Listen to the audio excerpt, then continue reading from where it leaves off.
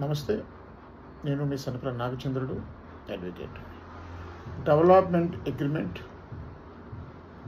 రద్దు చేసుకోవచ్చా? మిత్రులారా, ఒక కేసులో విషయం ఏమిటంటే, సార్, ఒక వ్యక్తి మా భూమి మీద డెవలప్ చేస్తాను అని చెప్పి డెవలప్మెంట్ అగ్రిమెంట్ రిజిస్ట్రేషన్ చేసుకున్నాడు. దాంట్లో కండిషన్స్ రాసుకున్నాడు. కానీ ఇప్పుడు మా భూమిని డెవలప్మెంట్ చేయడం లేదు, మాకు డెవలప్మెంట్ క్యాన్సిలేషన్ చేయడం లేదు.